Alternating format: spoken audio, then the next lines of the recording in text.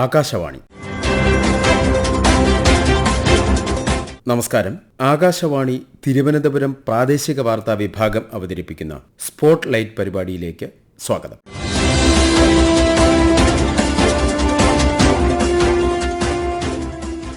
ബഹിരാകാശ മേഖലയിൽ ധാരാളം പരീക്ഷണങ്ങളും ഗവേഷണങ്ങളും നടന്നുവരികയാണ്. പല രാജ്യങ്ങളും ഈ മേഖലയിൽ പുതിയ ദൗത്യങ്ങളുമായി എത്തിക്കൊണ്ടിരിക്കുന്നു. ബഹിരാകാശ പര്യവേഷണത്തിലും സാങ്കേതിക വിദ്യയിലും ഇന്ത്യ മികച്ച നേട്ടങ്ങളാണ് കൈവരിച്ചിട്ടുള്ളത്. ഇന്ത്യൻ ബഹിരാകാശ ഗവേഷണ സംഘടനയുടെ ശക്തമായ നേതൃത്വത്തിലൂടെ ചന്ദ്രയാൻ, മംഗൾയാൻ, ഗഗൻയാൻ പോലുള്ള അഭിമാനകരമായ ദൗത്യങ്ങളിലൂടെ ബഹിരാകാശ പര്യവേഷണത്തിൽ മറ്റ് രാജ്യങ്ങളോട് കിടപിടിക്കത്തക്ക വിധത്തിൽ ഇന്ത്യ ലോകത്തിലെ തന്നെ പ്രധാന ശക്തിയായി കഴിഞ്ഞു. ഈ മേഖലയിലെ ഓരോ വിജയവും ഓരോ ഇന്ത്യക്കാരനും അഭിമാനകരമാണ്. ഈ വിഷയത്തിലെ ചർച്ചയിൽ ഇന്ന് നമ്മോടൊപ്പമുള്ളത് VSSC director doctor S. Unnikrishnan Nair ആണ്. ഒപ്പം ഞാൻ സുനീഷ് വിതുര.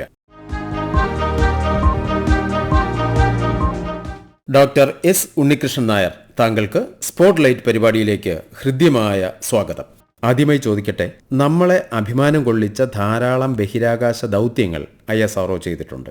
ISROയുടെ 100ാമത് ദൗത്യമായ നാവിക് പോലും വൻ വിജയമായിരുന്നല്ലോ. അപ്പോൾ ഇനി വരാൻ പോകുന്ന, പ്രത്യേകിച്ചും ഇന്ത്യയിലെ ഓരോ പൗരനും കാത്തിരിക്കുന്ന പ്രധാനപ്പെട്ട ബഹിരാകാശ ദൗത്യങ്ങൾ എന്തെല്ലാമാണ്? ഒന്ന് ചുരുക്കി പറയാമോ? 2025 പ്രധാനപ്പെട്ട 2 ദൗത്യങ്ങൾ നടന്നു. ഒന്ന്, ബഹിരാകാശത്ത് 2 സാറ്റലൈറ്റുകളെ ചേർത്തൊന്നാക്കുക. ഡോക്കിംഗ് എന്നുള്ള ഒരു സാങ്കേതിക വിദ്യയുടെ ഡെമോൺസ്ട്രേഷൻ ആയിരുന്നു അത്. പ്രധാനപ്പെട്ട ഒരു സാങ്കേതിക വിദ്യയാണ് ഡോക്കിംഗ് എന്നുള്ളത്. നമ്മുടെ ഭാവി പരിപാടികളിൽ ഡോക്കിങ്ങിന് വളരെ പ്രധാനപ്പെട്ട ഒരു സ്ഥാനമുണ്ട്. അതുപോലെയായിരുന്നു ISROയുടെ ശ്രീഹരിക്കോട്ടയിൽ നിന്നുള്ള 100ാമത്തെ റോക്കറ്റ് വിക്ഷേപണം. ഈ സൗണ്ടിങ് റോക്കറ്റ് പോലെയുള്ള റോക്കറ്റുകൾ നമ്മൾ ആയിരക്കണക്കിന് വിക്ഷേപിച്ചിട്ടുണ്ട്. പക്ഷേ പ്രധാനപ്പെട്ട മിഷൻ ഓർബിറ്റിലേക്ക്, സാറ്റലൈറ്റിലേക്ക് കൊണ്ടുപോകുന്നത് നമ്മൾ SLV മുതലാണ് തുടങ്ങിയത്. അങ്ങനെ SLVയും ASLV, അതുപോലെ PSLV, GSLV, LVM-3, SSLV, ഇങ്ങനെ പല ദൗത്യങ്ങൾ ചേർത്ത് 100ാമത്തെ ദൗത്യമായിരുന്നു നമ്മൾ ഈ ജനുവരിയിൽ ശ്രീഹരിക്കോട്ടയിൽ നിന്ന് നടന്നത്. അതുപോലെ ഈ വർഷം വളരെ ഇൻട്രസ്റ്റിംഗ് ആയിട്ടുള്ള പല പദ്ധതികളും ഉണ്ട്. അതിൽ ഏറ്റവും പ്രധാനപ്പെട്ട ഒരെണ്ണം NISR ലോഞ്ചാണ്. NISR എന്ന് പറഞ്ഞാൽ നാസയും ഇസ്രോയും കൂടെ ചേർന്ന് ഉണ്ടാക്കുന്ന ഒരു സാറ്റലൈറ്റാണ് NISR. അത് GSLV എന്ന വാഹനത്തിലാണ് നമ്മളത്, അല്ലെങ്കിൽ റോക്കറ്റിലാണ് നമ്മളത് വിക്ഷേപിക്കുന്നത്. അപ്പോൾ ഇതൊരു 2 രാജ്യങ്ങൾ ചേർന്ന് നടത്തുന്ന ഒരു ദൗത്യമാണ്. അപ്പോൾ അത് ഈ വർഷം ആദ്യം ഏതാനും അടുത്ത 2-3 മാസങ്ങൾക്കകം ശ്രീഹരിക്കോട്ടയിൽ നിന്ന് വിക്ഷേപിക്കും. അതുപോലെ ഗഗൻയാൻ്റെ ക്രൂ എസ്കേപ്പ് സിസ്റ്റം, അത് ഇൻ ഫ്ലൈറ്റിൽ, അതായത് നമ്മൾ റോക്കറ്റ് വിക്ഷേപിച്ച് അതിനിടയ്ക്ക് വെച്ച് എന്തെങ്കിലും സംഭവിക്കുകയാണെങ്കിൽ എങ്ങനെയാണ് എസ്കേപ്പ് സിസ്റ്റം ആക്ടിവേറ്റ് ചെയ്യുക, അതൊരെണ്ണം നമ്മൾ നടത്തിയിരുന്നു. ഇനി വേറൊരു കണ്ടീഷനിൽ, വേറൊരു സന്ദർഭം നമ്മൾ കൃത്രിമമായിട്ട് സൃഷ്ടിച്ചിട്ട് ആ കണ്ടീഷനിൽ ക്രൂ എസ്കേപ്പ് സിസ്റ്റം എങ്ങനെ ബിഹേവ് ചെയ്യും എന്നറിയാനായിട്ടുള്ള ഒരു ടെസ്റ്റ് വെഹിക്കിൾ ഫ്ലൈറ്റ്, TVD-2 എന്നാണ് പറയുന്നത്, 2ാമത്തെ ഫ്ലൈറ്റ്. അതും നമ്മൾ അതിൻ്റെ അവസാന ഘട്ടത്തിലാണ്, തയ്യാറെടുത്തുകൊണ്ടിരിക്കുകയാണ്.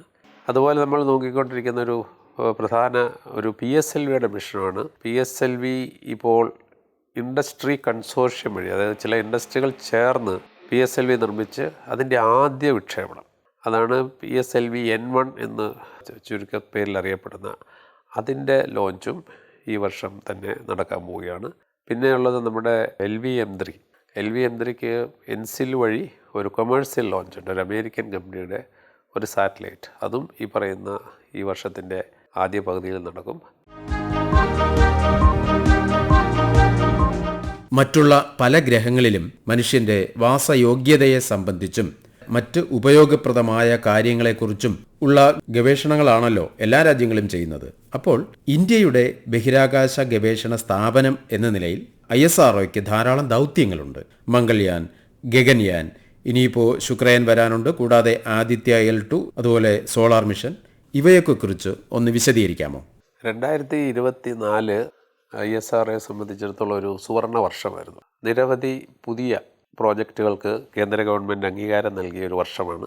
അതിലൊന്നാണ് ഭാരതീയ അന്തരീക്ഷ സ്റ്റേഷൻ, അതായത് ഇന്ത്യയുടെ സ്വന്തം ബഹിരാകാശ നിലയം. അതുപോലെ തന്നെ അടുത്ത ജനറേഷൻ ലോഞ്ച് വെഹിക്കിൾ LV-M3ക്ക് ശേഷം 30 ടൺ ഭാരമുള്ള ഉപഗ്രഹത്തെ ലോ എർത്ത് ഓർബിറ്റ് 400 കിലോമീറ്റർ ഉയരത്തിൽ എത്തിക്കാൻ ശേഷിയുള്ള NGLV next generation launch vehicle എന്ന ലോഞ്ച് വെഹിക്കിളിനും അപ്രൂവൽ കിട്ടി. അതുപോലെ അത് ലോഞ്ച് ചെയ്യാനുള്ള മൂന്നാമത്തെ ലോഞ്ച് പാഡ് ശ്രീഹരിക്കോട്ടയിൽ നിർമ്മിക്കുന്നതിനുമുള്ള അപ്രൂവൽ നമുക്ക് കിട്ടി. അതുപോലെ ഇപ്പോൾ ഗഗൻയാൻ ഫോളോ ഓൺ മിഷൻസ് എന്നും പറഞ്ഞ് ഏതാനും മിഷൻ കൂടി അപ്രൂവൽ വന്നിട്ടുണ്ട്. അതുകൊണ്ട് ഈ പറയുന്ന മനുഷ്യനെ ബഹിരാകാശത്ത് വിടുന്ന ദൗത്യം, അതുപോലെ നമ്മുടെ ക്യാപ്സൂൾ ISS പോലെയുള്ള ബഹിരാകാശ നിലയങ്ങളുമായി ഡോക്ക് ചെയ്യുന്നത്, ഇങ്ങനെയുള്ള നിരവധി പരീക്ഷണങ്ങളാണ് ഫോളോ ഓൺ മിഷൻസിനകത്ത് പ്ലാൻ ചെയ്തത്. പിന്നീടുള്ളത് നമ്മുടെ അയൽവാസിയായ തൊട്ടടുത്തുള്ള ഈ വീനസിനെ കുറിച്ച് പഠിക്കുന്നത്. ഭൂമി ഒരുപക്ഷെ വരും വർഷങ്ങളിൽ അല്ലെങ്കിൽ കുറച്ച് നൂറ്റാണ്ടുകൾ കഴിയുമ്പോൾ ഭൂമിക്ക് ഏത് തരം മാറ്റങ്ങൾ വരും എന്നുള്ള പാഠങ്ങൾ നമുക്ക് ഇത്തരം പര്യവേഷണത്തിൽ നിന്നും പഠിക്കാൻ പറ്റും. അങ്ങനെ ഒരു വീനസ് മിഷൻ അപ്രൂവൽ കിട്ടിയിട്ടുണ്ട്. അതുപോലെയാണ് ചന്ദ്രയാൻ 4 എന്ന് പറയുന്നത്. അതായത് നമ്മൾ ചന്ദ്രയാൻ 3 ചന്ദ്രനിൽ ഇറങ്ങി സോഫ്റ്റ് ലാൻഡ് ചെയ്തു. ഇനി അടുത്ത പടിയായിട്ട് അവിടെ ചന്ദ്രനിൽ ഇറങ്ങുക, സോഫ്റ്റ് ലാൻഡ് ചെയ്യുക, എന്നിട്ട് അവിടെ നിന്നും സാമ്പിൾ കളക്ട് ചെയ്യുക.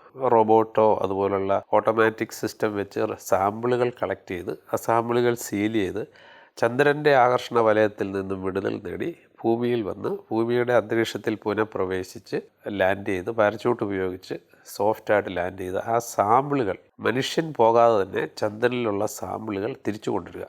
അപ്പോൾ അങ്ങനെ സാമ്പിളുകൾ കിട്ടിക്കഴിഞ്ഞാൽ അതിൻ്റെ കെമിക്കൽ അനാലിസിലും അതിനെക്കുറിച്ച് നമുക്ക് പഠിക്കാനും എന്ത് തരം ചന്ദ്രനിലുള്ള അന്തരീക്ഷം, അതുപോലെ തന്നെ ഉപരിതലത്തിൽ എന്ത് തരം മിനറൽസ്, മെറ്റീരിയൽസ്, ഇങ്ങനെയൊക്കെയുള്ള ധാരാളം ഡാറ്റ നമുക്കതിൽ നിന്ന് കിട്ടും. ഡോക്ടർ എസ് ഉണ്ണികൃഷ്ണൻ നായർ, ബഹിരാകാശ മേഖലയിൽ ഭാരതത്തിന്റെ ഉയർച്ചകളിൽ VSSക്ക് വലിയ പങ്കാണല്ലോ ഉള്ളത്. ISROയുടെ ഓരോ പദ്ധതിയിലും VSSക്ക് അതിൻ്റേതായ പ്രാധാന്യമുണ്ട്. ശാസ്ത്രജ്ഞരുടെ പങ്കാളിത്തം, അതുപോലെ സാധന സാമഗ്രികളുടെ നിർമ്മാണം, അങ്ങനെ ധാരാളമുണ്ട്. അതിൻ്റെ വ്യാപ്തി എത്രത്തോളമുണ്ട്? വിക്രം സാരാഭായ് സ്പേസ് സെൻറ്റർ എന്ന് പറയുന്നത് ഇസ്രോയുടെ ഏറ്റവും ലീഡ് സെൻറ്റർ ആണ്. ആദ്യമായിട്ട് സ്ഥാപിച്ചത് VSSC ആണ്. ഇവിടെയാണ് ഡോക്ടർ സാരാഭായും തുടങ്ങിയ പ്രഗത്ഭരാദ്യം വന്ന് ഇന്ത്യയുടെ ബഹിരാകാശ പദ്ധതിക്ക് ബീജാവാപം ചെയ്തത് ഈ തുമ്പയിലാണ്. ഇവിടെ നിന്നാണ് ഇസ്രോ എന്നുള്ള ഓർഗനൈസേഷൻ വളർന്ന് പന്തലിച്ചത്. അംഗബലത്തിലായാലും ആക്ടിവിറ്റീസിലായാലും ഏറ്റവും പ്രധാനപ്പെട്ട സെൻറ്ററാണ് വിക്രം സാരാഭായ് സ്പേസ് സെൻറ്റർ. പ്രധാനമായിട്ടും സ്പേസ് ട്രാൻസ്പോർട്ടേഷൻ സിസ്റ്റം, അതായത് സ്പേസിലേക്ക് കൊണ്ടുപോകേണ്ട വാഹനങ്ങൾ, സാറ്റലൈറ്റ് ആയാലും അല്ലെങ്കിൽ മനുഷ്യനെ ആയാലും, അതുപോലെ നമുക്ക് സ്പേസിലേക്ക് കൊണ്ടുപോകേണ്ട അതുപോലെ തിരിച്ചു കൊണ്ടുവരാൻ ഈ ട്രാൻസ്പോർട്ടേഷന് വേണ്ടിയുള്ള സാങ്കേതികവിദ്യ വികസിപ്പിക്കുക എന്നുള്ളതാണ്. അപ്പോൾ അത് എത്രത്തോളം കോസ്റ്റ് എഫക്റ്റീവായിട്ട് വികസിപ്പിക്കാം. അതുപോലെ തന്നെ നമുക്ക് സാധാരണ റോക്കറ്റിൽ ഫ്യൂവലും ഓക്സിഡൈസറും കൊണ്ടുപോയിട്ടാണ് റോക്കറ്റ് പ്രവർത്തിക്കുന്നത്. അതുകൊണ്ടാണ് ഈ റോക്കറ്റിന് വാക്യത്തിലും ഒക്കെ പ്രവർത്തിക്കാൻ പറ്റുന്നത്. എന്നാൽ നമുക്കറിയാം ആദ്യത്തെ 100 കിലോമീറ്റർ ഭൂമിയിൽ നിന്നും റോക്കറ്റ് പോകുമ്പോൾ ആദ്യത്തെ 100 കിലോമീറ്ററിൽ അന്തരീക്ഷമുണ്ട്. അപ്പോൾ ഈ പോകുന്ന സമയത്ത് അന്തരീക്ഷത്തിലെ ഓക്സിജൻ എടുത്തിട്ട് ഫ്യൂവലൂടെ ചേർത്ത് നമുക്ക് റോക്കറ്റ് പ്രവർത്തിക്കാൻ പറ്റും. അതാണ് നമ്മൾ എയർ ബ്രീത്തിങ് പ്രൊപ്പൽഷൻ എന്ന് പറയുന്ന വേറൊരു പ്രോജക്റ്റ്. അതുപോലെ നമുക്ക് ആവശ്യമാണ് കാലത്തിനൊത്ത് നമ്മൾ നമ്മുടേതായ അഡാപ്റ്റീവായിട്ടുള്ള ചില നിലപാടുകൾ എടുക്കേണ്ടി വരും. അങ്ങനെയാണ് small satellite launch vehicle SSLV എന്ന് പറയുന്ന എല്ലാ സ്റ്റേജും സോളിഡ് പ്രൊപ്പൽഷൻ കൊണ്ടുണ്ടാക്കിയ എത്രയും പെട്ടെന്ന് ഏതാണ്ട് ഒരാഴ്ച കൊണ്ട് നമുക്ക് ഒരു ലോഞ്ച് പാഡിലെത്തി ലോഞ്ച് ചെയ്യാൻ കഴിയുന്ന ഒരു ലോഞ്ച് വെഹിക്കിളാണ് SSLV. അത് വളരെ കോസ്റ്റ് എഫക്റ്റീവാണ്.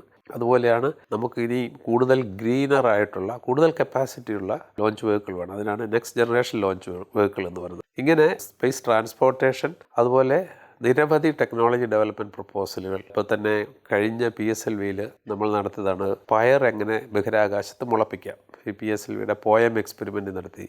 അതുപോലെ ഇവിടെ ഗഗൻയാൻ, അതായത് മനുഷ്യനെ ബഹിരാകാശത്ത് വിടുന്ന പദ്ധതിയുടെ ടെക്നോളജി, അതിൻ്റെ ഹ്യൂമൻ റേറ്റഡ് ലോഞ്ച് വെഹിക്കിൾ, അതിൽ ആസ്ട്രോനോട്ട്സ് ഇരിക്കുന്ന ക്രൂ മൊഡ്യൂൾ, ഇങ്ങനെ അതിനോടനുബന്ധിച്ച സാങ്കേതിക വിദ്യകളും ഇവിടെ വികസിപ്പിച്ചുകൊണ്ടിരിക്കുകയാണ്.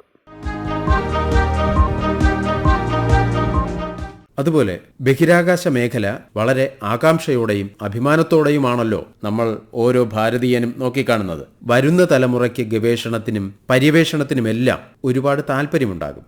കൂടാതെ ബഹിരാകാശ യാത്രികർ എന്ന നിലയിൽ ഇന്ത്യൻ വംശജരായ കൽപ്പന ചൗളയും അതുപോലെ സുനിത വില്യംസുമെല്ലാം ഇന്ത്യയെ പ്രതിനിധീകരിച്ച് ബഹിരാകാശ മേഖലയിൽ ഇടം നേടിയവരാണ്.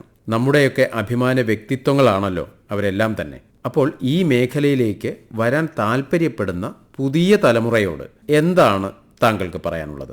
തീർച്ചയായിട്ടും നമ്മുടെ സാങ്കേതികവിദ്യകളെല്ലാം 90% കൂടുതൽ ആത്മനിർഭരത അഥവാ അല്ലെങ്കിൽ നമ്മുടേതായ സ്വന്തം രാജ്യത്ത് നമ്മുടെ ഇൻഡസ്ട്രീസും നമ്മുടെ അക്കാഡമിക് ഇൻസ്റ്റിറ്റ്യൂഷൻസും അതുപോലെ ഇസ്രോ സെൻറ്റേഴ്സും വികസിപ്പിച്ചെടുത്ത ടെക്നോളജിയാണ്. അപ്പോൾ ഇവിടുത്തെ പ്രധാന ശക്തി എന്ന് പറയുന്നത് ഇവിടെ ജോലി ചെയ്യുന്ന ആൾക്കാരുടെ ആ ഒരു ഇൻ്റലക്ച്വൽ കഴിവും അവരുടെ ആ കഠിനാധ്വാനം ചെയ്യാനുള്ള ആ ഒരു കഴിവുമാണ്. അതുകൊണ്ട് തീർച്ചയായിട്ടും ഇത്തരം മേഖലകളിൽ ജോലി ചെയ്യാൻ താല്പര്യമുള്ള വിദ്യാർത്ഥികൾ അതിനുവേണ്ടി പരിശ്രമിക്കണം. അതിപ്പം ഇസ്രോ മാത്രമല്ല, നമ്മുടെ ഇപ്പോഴത്തെ ഒരു എക്കോസിസ്റ്റം അനുസരിച്ച് 250-ൽ പരം സ്പേസ് സ്റ്റാർട്ടപ്പുകൾ ഇന്ന് നമ്മുടെ രാജ്യത്തുണ്ട്. പ്രത്യേകിച്ച് നമ്മുടെ ഈ ഗവൺമെൻറ് എടുത്ത പല പ്രൊവാക്റ്റീവായിട്ടുള്ള പദ്ധതികൾ കാരണം ഒരു വളരെ ഊർജ്ജസ്വലമായ വളരെ വൈബ്രൻ്റ് ആയിട്ടുള്ള ഒരു സ്പേസ് എക്കോസിസ്റ്റമാണ് ഇവിടെ നിൽക്കുന്നത്. അപ്പം ഈ മേഖലയിൽ ചെയ്യാനായിട്ട് യുവാക്കൾ അല്ലെങ്കിൽ ഇതിൽ താല്പര്യമുള്ള വിദ്യാർത്ഥികൾ തീർച്ചയായിട്ടും വരണം. അതങ്ങനെ വന്നാൽ മാത്രമേ നമുക്ക് ഇതിനൊരു തുടർച്ച ഉണ്ടാവുള്ളൂ. കാരണം നമ്മൾ നേടിയതിൽ കൂടുതൽ ഇനിയും ധാരാളം നേടാനുണ്ട്. മറ്റു രാജ്യങ്ങളിലൊക്കെ ഈ മേഖലയിൽ നടക്കുന്ന പല സാങ്കേതിക വിദ്യയുടെ വ്യാപ്തി വെച്ച് നോക്കുമ്പോൾ നമുക്ക് ഇനിയും ധാരാളം മുന്നേറാനുണ്ട്. അതിന് നമ്മുടെ യുവതലമുറയ്ക്ക് തീർച്ചയായിട്ടും അതിൽ പ്രധാന പങ്ക് വഹിക്കാനുണ്ട്.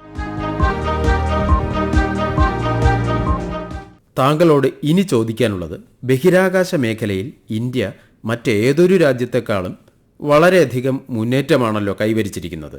തീർച്ചയായും മുന്നോട്ടുള്ള യാത്രയിൽ ഇന്ത്യക്ക് ഈ മേഖലയിൽ ഇനിയും വൻ മുന്നേറ്റം ചെയ്യാൻ സാധിക്കും എന്ന് തന്നെയാണോ താങ്കൾ വിശ്വസിക്കുന്നത്? കേന്ദ്ര ഗവൺമെൻറ് അതിന് വലിയ പ്രാധാന്യവും പിന്തുണയുമാണ് നൽകുന്നത്. അത് എങ്ങനെയാണ് നോക്കിക്കാണുന്നത്? ഗവൺമെൻറ് ബഹിരാകാശ ഗവേഷണ രംഗത്ത് അതുപോലെ അവിടെ നടക്കുന്ന ഓരോ പ്രവൃത്തിക്കും വളരെയധികം മുൻഗണന നൽകുകയും അതുപോലെ പുതിയ നൂതനങ്ങളായ പല പ്രോജക്ട്സുകൾ വളരെ പെട്ടെന്ന് തന്നെ അതിന് അപ്രൂവൽ തരികയും ആണ് ചെയ്തുകൊണ്ടിരിക്കുന്നത്. നമുക്കറിയാം, ഈ ഗവൺമെൻറ്റിൻ്റെ കാലത്ത് സ്പേസിൽ വളരെയധികം മാറ്റങ്ങൾ പരിവർത്തനങ്ങൾ വന്നിട്ടുണ്ട്. ഒന്നാമതായിട്ട് ഈ പറയുന്ന പോലെ നോൺ ഗവൺമെൻറ്റൽ എൻറ്റിറ്റീസും ഇന്ന് സ്പേസിൻ്റെ ഒരു ഭാഗമാണ്. അവരെ എങ്ങനെ ISROയ്ക്ക് ഹാൻഡ് ഹോൾഡ് ചെയ്ത് സ്പേസിലെ നമ്മുടെ കോൺട്രിബ്യൂഷൻ്റെ ഷെയർ കൂട്ടാം എന്നുള്ള ആ പരീക്ഷണം വളരെ സക്സസ്ഫുള്ളാണ്. അതുകൊണ്ടാണല്ലോ 200-ൽ പരം സ്റ്റാർട്ടപ്പുകളുള്ളതും പല ഇൻഡസ്ട്രീസും ISROയുടെ ഇപ്പം ഇൻഡസ്ട്രി കൺസോർഷ്യം PSLVയെ ലോഞ്ച് ചെയ്യാൻ ശ്രമിക്കുന്നു. അങ്ങനെ പാർട്സ് സപ്ലൈ ചെയ്തുകൊണ്ടിരിക്കുന്ന ഇൻഡസ്ട്രികൾ ഇപ്പോൾ സിസ്റ്റം സപ്ലയറായിട്ട് മാറിയിട്ടുണ്ട്. അതുപോലെ തന്നെ പല സ്റ്റാർട്ടപ്പ് കമ്പനികൾ വളരെ ധൈര്യത്തോടു കൂടി തന്നെ സ്പേസിൻ്റെ അപ്സ്ട്രീം ആയാലും മിഡ് സ്ട്രീം ആയാലും ഡൗൺ സ്ട്രീം മേഖലകളിൽ പ്രവർത്തിക്കുവാനായിട്ടുള്ള വളരെയധികം ശുഷ്കാന്തിയോടുകൂടി മുന്നോട്ട് വരുന്നുണ്ട്. അപ്പം തീർച്ചയായിട്ടും ഗവൺമെൻറ്റിൻ്റെ പോസിറ്റീവ് നയങ്ങളും വളരെ വളരെ ഫെർട്ടൈലായിട്ടുള്ള ഒരു എക്കോസിസ്റ്റമാണ് നമ്മുടെ രാജ്യത്ത് നിലനിൽക്കുന്നത്. എനിക്ക് തോന്നുന്നത് ഇത് തുടർന്നാൽ നമ്മൾ ലോകത്ത് മറ്റുള്ള രാജ്യങ്ങളുടെ ഇടയ്ക്ക് തീർച്ചയായിട്ടും മേഖലയിലും ഒന്നാം സ്ഥാനത്ത് തന്നെ എത്തും. അതിനുവേണ്ടി നമുക്ക് ഒന്നിച്ച് പരിശ്രമിക്കാം. ബഹിരാകാശ മേഖലയിലെ ഇന്ത്യയുടെ മുന്നേറ്റത്തെക്കുറിച്ച് ആകാശവാണി തിരുവനന്തപുരം പ്രാദേശിക വാർത്താ വിഭാഗം തയ്യാറാക്കിയ സ്പോട്ട് ലൈറ്റ് പരിപാടി ഇവിടെ സമാപിക്കുകയാണ്. തന്റെ വിലയേറിയ അഭിപ്രായങ്ങൾ ആകാശവാണിയോട് പങ്കുവച്ച VSSC director doctor S. Unnikrishnan നായർക്ക് നന്ദി അറിയിക്കുന്നു. ഏകോപനം മയൂഷ AM.